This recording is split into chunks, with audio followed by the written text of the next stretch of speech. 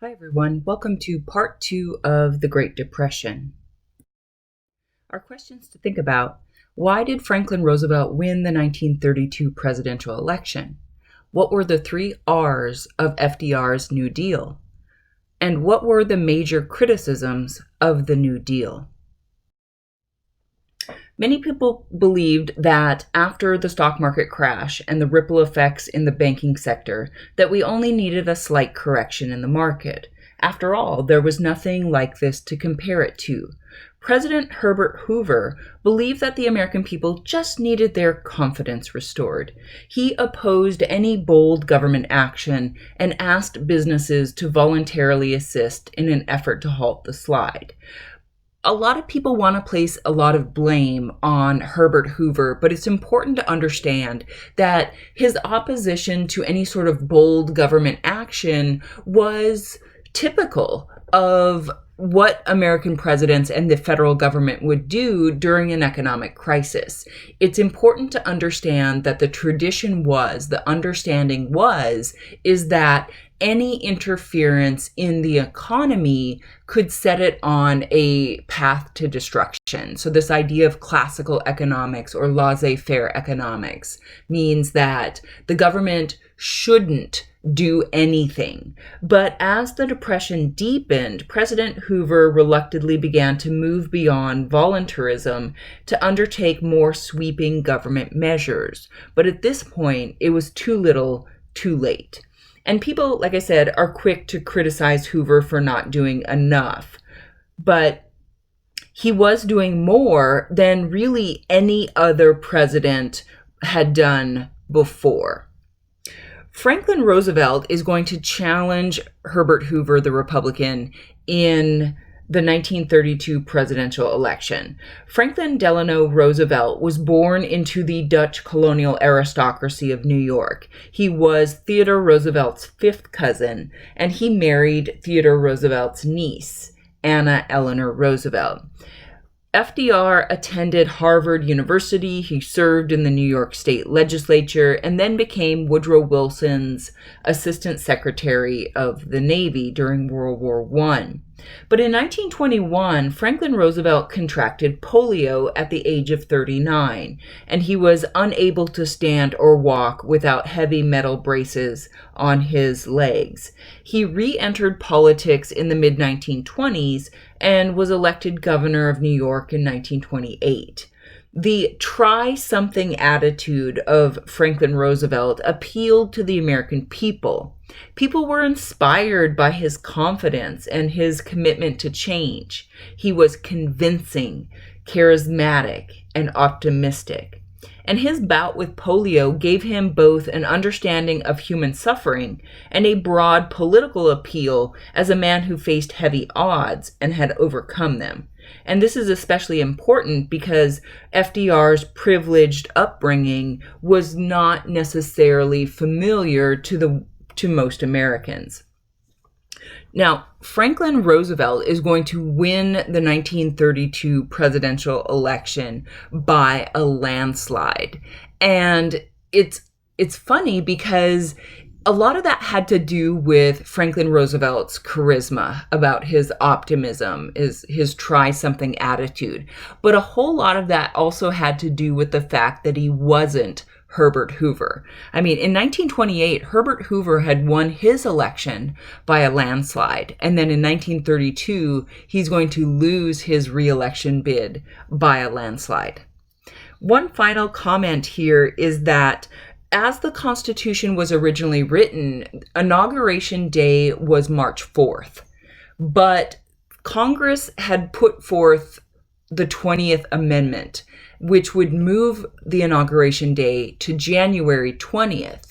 And that would have brought Franklin Roosevelt into the presidency sooner, except that it wasn't going to go into effect until 1936.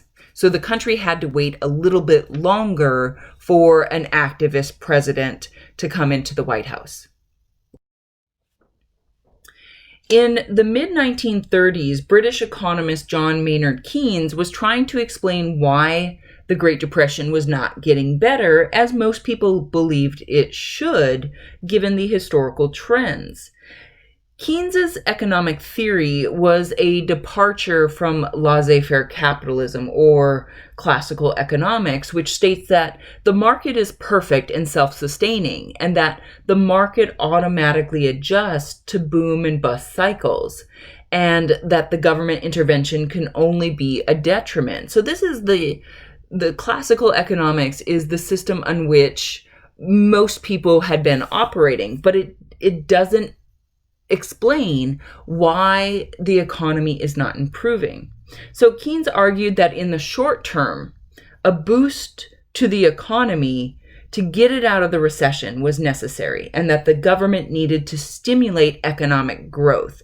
This is often referred to pump priming, although most people today are more familiar with the idea of a stimulus package, much like what we just saw with the CARES Act as a result of the coronavirus. So when we take a look at the New Deal programs, this was Franklin Roosevelt's program to deal with the Depression, they represent good examples of Keynesian economics. So on this diagram here, on the left-hand side, we see Keynesian economics, which means the government provides a stimulus directly to the people. So we get $1,200 from the CARES Act. And the idea is that we're going to spend that money on the things we need: food, clothing, shelter, those kinds of things. And then that is going to stimulate factories to hire more workers to keep up with demand. And then once those workers get a paycheck, then they too are going to contribute to demand. And that's going to expand the economy. So consumer spending drives economic growth. On the right-hand side of the diagram is trickle down that we've already talked about. So Roosevelt's New Deal program is a little bit delayed, as we mentioned, because the 20th Amendment, even though it was ratified in January of 1933, doesn't take effect until the 1936 election. In the meantime, the Depression got worse. The nation experienced another run on the banks, and by the time that Franklin Roosevelt took the oath of office, 4/5 of America's banks had closed. And that means that everyone who had savings in those banks no longer has that money, and it's never coming back. At the inauguration, Franklin Roosevelt declared boldly that, quote, "First of all, let me assert my firm belief that the only thing we have to fear is fear itself, nameless, unreasoning, unjustified terror." So he's trying to instill some confidence in the American people, and that we can do this. We can take this issue directly and do something about it. Franklin Roosevelt then announced that he would call Congress into a special session and request, quote, "broad executive power to wage a war against the emergency, as great as the power that would be given to me if we were in fact invaded by a foreign foe." Many of Roosevelt's critics are going to question his power grab. Others are going to argue it was necessary to meet the emergency. Franklin Roosevelt wanted to preserve democracy. This is really a theme within his New Deal program, and at the same time spark economic recovery. Just one little side note here. One of the first actions Congress took after FDR's inauguration was the repeal of prohibition. So the 21st Amendment was ratified December 5th, 1933. And as we can see in this photograph, the bartender is super happy that the bar is now once again legally opened. But of course, this also means that alcohol can be legally taxed, and that would be revenue for the nation. One final note before we move on to the next slide here is that when we take a look at the New Deal, and I strongly encourage that you simply Google Franklin Roosevelt's New Deal programs and look at the surprisingly lengthy list of government programs that were created.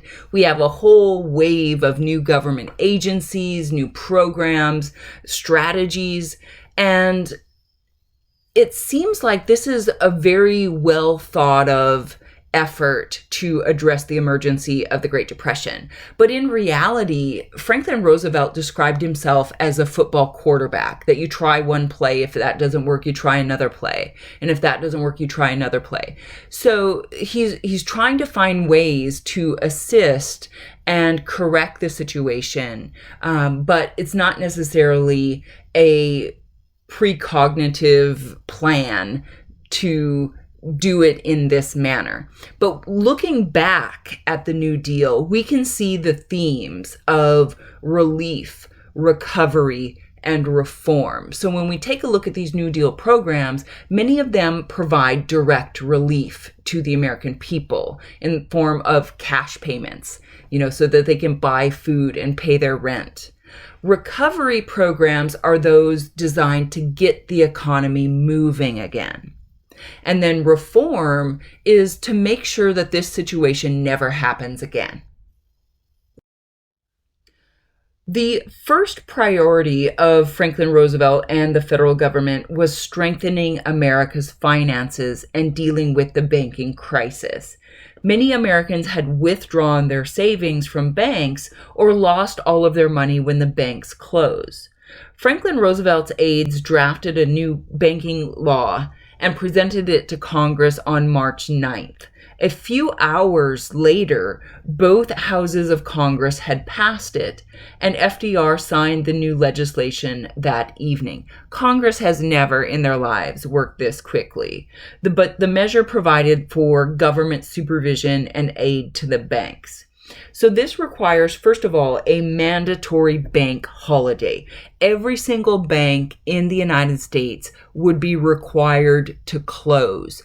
And during this bank holiday, government agents would go into the banks, look at their books, and determine which banks were stable, which needed an infusion of cash from the Federal Reserve, or which needed to remain closed.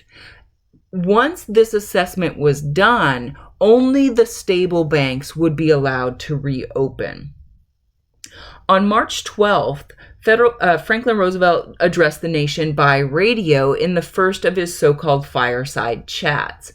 In conversational tones, he told the public what he had done and encouraged the American people to put their money in a reopened bank rather than under the mattress. The next day, March 13th, the nation's largest and strongest banks opened their doors. And at the end of the day, customers had deposited more cash than they withdrew, and the banking crisis was over. Gradually, other banks reopened, and the runs and the failures ceased. The most significant component of this Emergency Banking Relief Act was the conservative nature of FDR's actions. Instead of nationalizing the banks, meaning the government would take them over. So think about Amtrak today or the post office. Those are operations run by the federal government.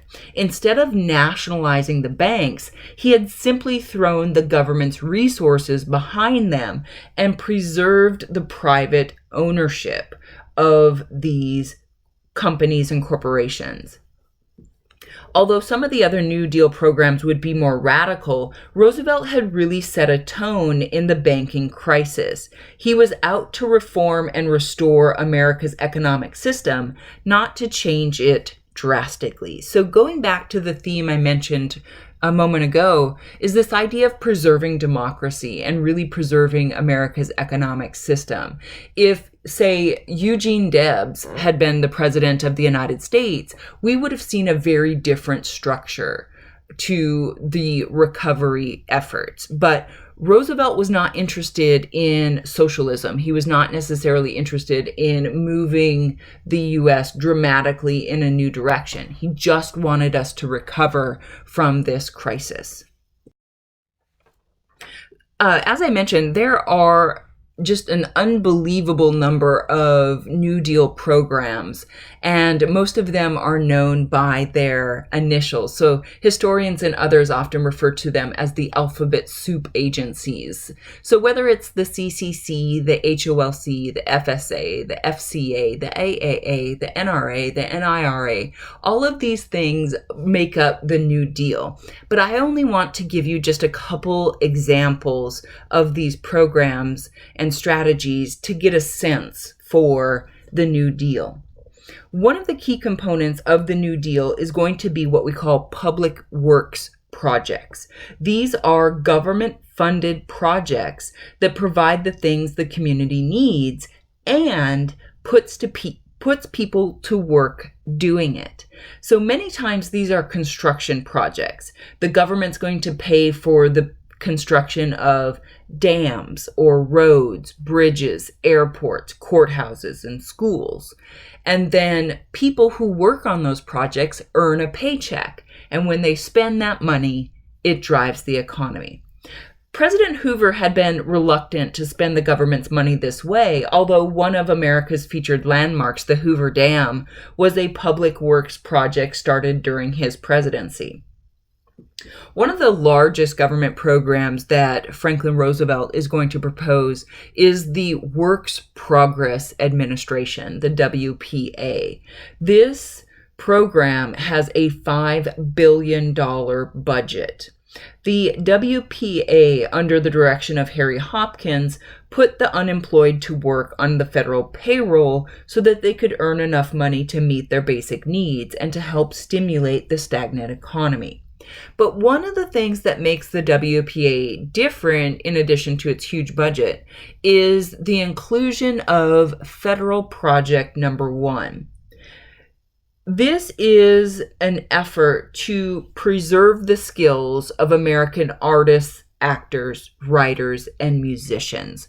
So if we think about it this way, that if we have an actor or a painter or a musician, we could definitely put that person to work building a dam.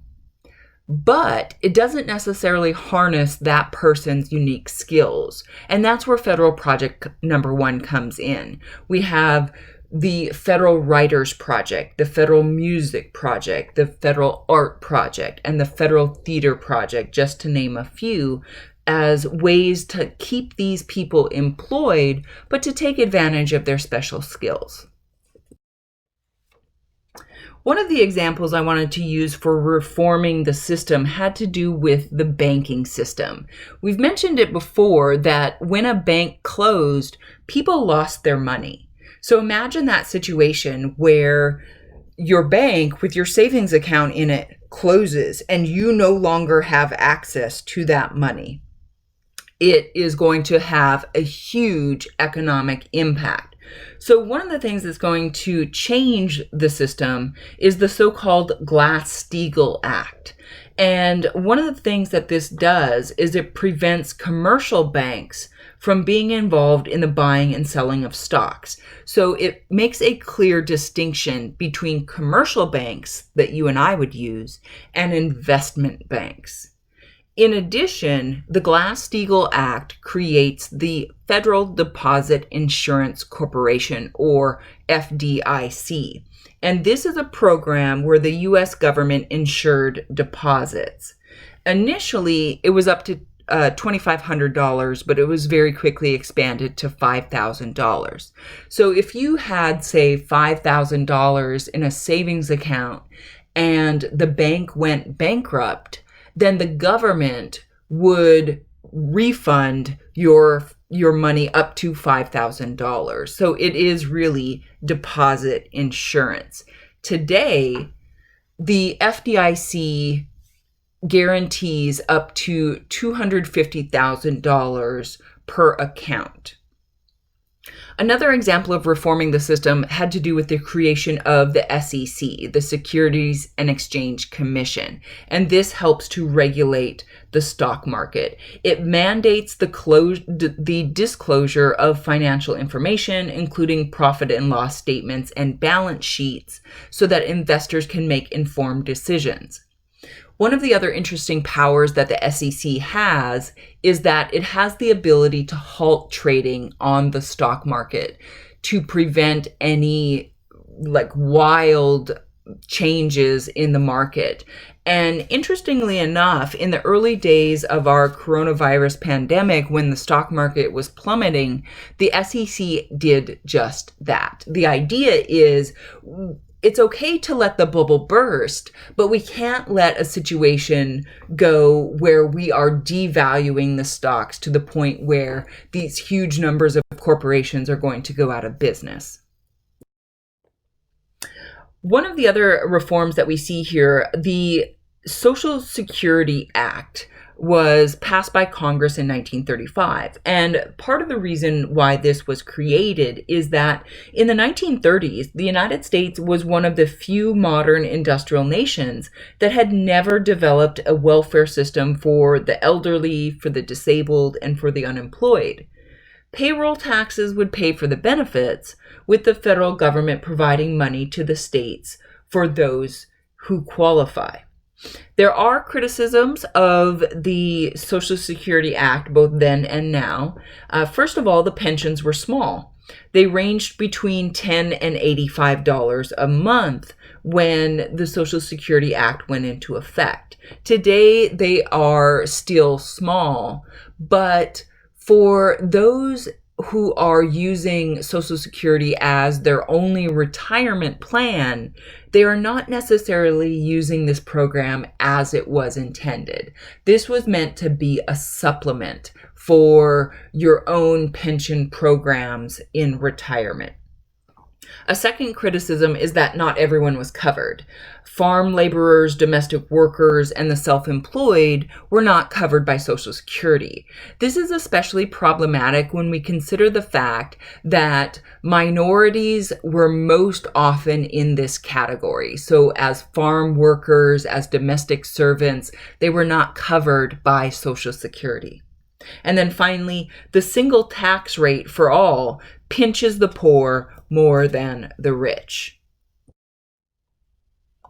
Briefly looking at the critics of the New Deal, one of the interesting things that we see with the New Deal is it receives criticism from both the left, so from liberals, and from the right, the conservatives. One of the liberal critics of the New Deal was Huey Long.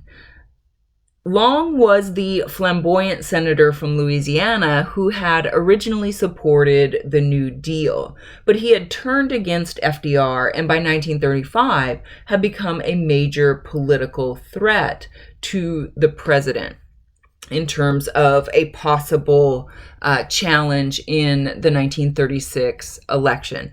Long, like many of the liberal critics of the New Deal, were concerned that the New Deal simply didn't do enough. That despite the billions of dollars that we're spending on these programs, the Depression has not gone away. Your journal assignment is going to dive deeper into the Share Our Wealth program, but basically this plan involved the confiscation of large fortunes. When you tax something at 100%, you are confiscating that fortune. So all of those over $5 million and levying a 100% tax on incomes greater than $1 million. It wanted to guarantee each American a home worth $5,000 and an annual income of $2,500. Now keep in mind that the young men who were working for the Civilian Conservation Corps, the CCC, which is one of the New Deal programs, they earned $30 a month. And so the Share Our Wealth program is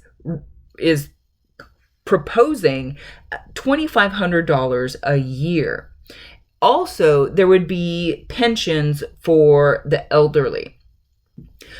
Long's proposal was incredibly popular, but he was assassinated in 1935 and would no longer pose a political threat to Franklin Roosevelt.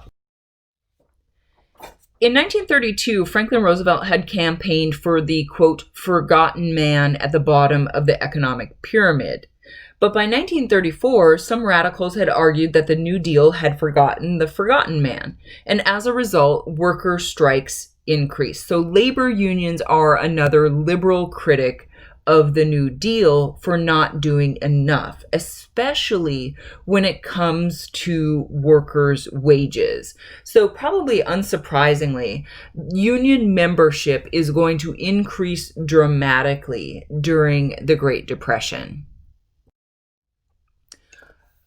Political criticism from the right included the American Liberty League, which was organized in 1934 by a group of conservative politicians and businessmen who opposed New Deal measures as both violations of personal rights and property rights. These are people who believed that the New Deal had gone too far. They called Franklin Roosevelt a traitor to his class. After FDR's huge victory in the 1936 election, he won every single state except Maine and Vermont. He proposed a bold new plan. The conservative Supreme Court had struck down some of Franklin Roosevelt's important economic proposals of the New Deal. By the end of 1936, the court had ruled against New Deal programs in 7 of 9 major cases. Essentially, the Supreme Court argued that these programs were unconstitutional because Congress had delegated too much power to the executive branch. But because Congress, not the Constitution, determines the size of the Supreme Court, Franklin Roosevelt wanted to appoint 6 additional justices, one for each current justice over the age of 70. And of course, he would appoint liberal justices to help override the conservative Supreme Court. The plan is technically legal, but many people felt it would set up a dangerous precedent for the future, and FDR wisely dropped the plan. But because of his lengthy presidency, Franklin Roosevelt eventually appointed 5 justices to the United States Supreme Court. Taking a look at the legacies of the New Deal, one of the things when we look back on this, we can just see how much the power and responsibility of the federal government has been expanded.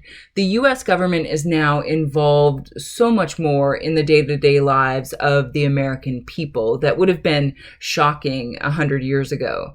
But the Depression, I sort of feel compelled to give it a C- as a grade because it does make some dramatic improvements. The unemployment rate drops from 25% to 15%. People are much more hopeful about the future, and it seems like we are on the path to recovery. Plus, when you consider how other nations are dealing with the Great Depression, because this is not just an American thing, this is a worldwide event, we see the rise of fascism in Europe, and that doesn't happen in the United States. Some of Roosevelt's critics would call him a dictator, that he had assumed powers not given to him by the Constitution, but that wasn't ultimately what Roosevelt was after. He was looking to preserve and protect the American system. But the reason this doesn't necessarily get a B or an A from me is it doesn't solve the Great Depression. We are still in 1939, 1940 looking at 15% unemployment. That's unacceptable. Economists much prefer to see around 3.5 to 4.5% unemployment. That's a happy number. 15% unemployment is not a happy number. And it's really not until the United States enters World War II that we see the kind of economic stimulus that really brings us out of the Great Depression. So coming back to our questions to think about, why did Franklin Roosevelt win the 1932 presidential election? Partly because he's not Herbert Hoover, but also because people were drawn to his try-something attitude. He remained optimistic that we could get through this trouble together, and that he was really a charismatic individual that inspired people to follow him. What were the 3 R's of FDR's New Deal? relief, recovery, and reform. And when we take a look at the lengthy list of New Deal programs, they have one or more of these focal points that they're trying to achieve. What were the major criticisms of the New Deal? For liberals, they believed that the New Deal didn't do enough, that there was still way too much unemployment, that the economy had not recovered, and that the government should do more. But for conservatives, whether it was the American Liberty League or the Supreme Court, the New Deal had done too much, had gone too far.